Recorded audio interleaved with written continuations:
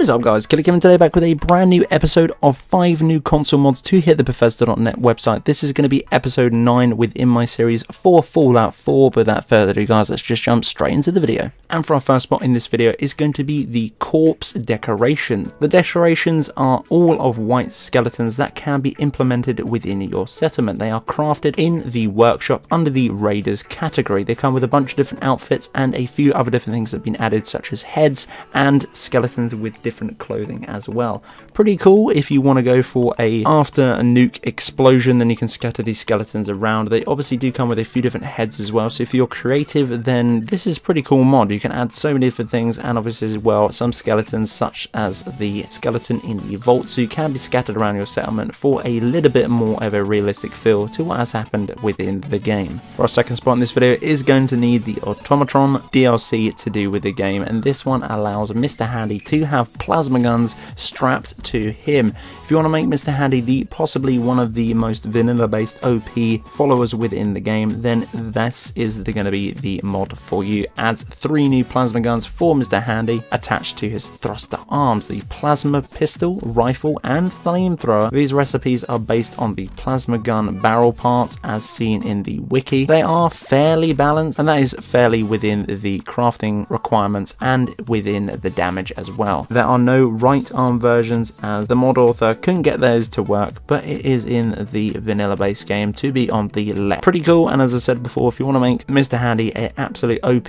sort of settlement defender, or possibly the OP follower of the Commonwealth, then this again is going to be the mod for you. This is going to be a 6.6 megabyte download, but be warned, you are going to need Automatron DLC for this to work. And for our next spot, and the thumbnail taker for this particular video, is going to be craft your own robots. This was absolutely insane. A ton of people have grabbed this mod just because it is absolutely insane, and what this mod allows you to do is create and customize a bunch of different buildable robots to your settlement. Robots can be crafted to protect the mass, and including a giant Liberty Prime has been added to the game. It does say that it requires a large amount of resources and a high scientific power to create this beast, but to be honest, I didn't think it was that bad for what you actually get. There's no limitations of how many you can actually have within each settlement. For me, I only put 1 Liberty Prime in there, and the great thing about this particular mod is that any DLC that you do have, such as Automatron, is actually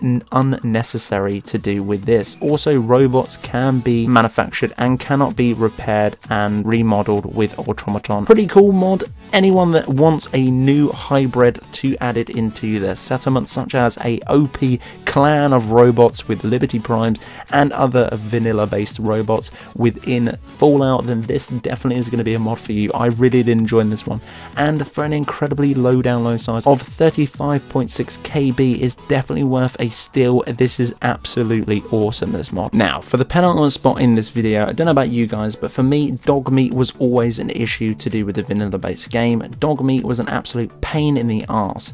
Every time you went stealth, such as when you were going to attack an enemy, Dogmeat would either burst through the door, alerting the enemy to your presence, or just run around like an absolute complete raving loony. Now that has all been changed, Dogmeat will actually love the idea of being in stealth. I believe this has actually changed all the scripts to do with the game as well, and Dogmeat is now sufficient within combat. Thank God this mod is out. Again, a download size of 1.2 kilobyte for a download is definitely worth grabbing, because I know how much of a pain in the ass Dogmeat has been within the vanilla based game. Musso's Bowie knife. Hopefully I said that correctly. If I didn't, I do apologize, but this is absolutely insane.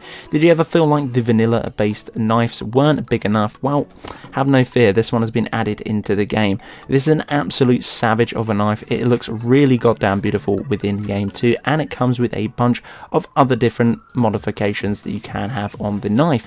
10 new different blades and 5 new grip materials to be added on to the handle and butt of the blade. The knife is leveled with the raiders, gunners, and can be found within vendors and looters. To be honest, I didn't find any, hence why you're seeing the pictures on screen now. I couldn't find it at all. Been waiting a long time to grab this particular weapon. Spent about an hour in game within loads of different vendors and other different locations that were listed displayed on the comments of this particular mod discussion on the forum page. If you guys know and have found this one or do have this mod, then let me know where you found yours, as I would love to obtain this beautiful blade. So that's it guys for this episode. This has been episode 9 within my Fallout 4 series to do with the 5 new brand new console mods to hit the Bethesda.net website. If you did enjoy this video, go and check out my Skyrim content. That is the main stuff we do on the channel. But if you do enjoy these Fallout videos, let me know within the comment section below. Click that bell to get daily notifications for every single time I upload. But until the next one guys, Killerkev and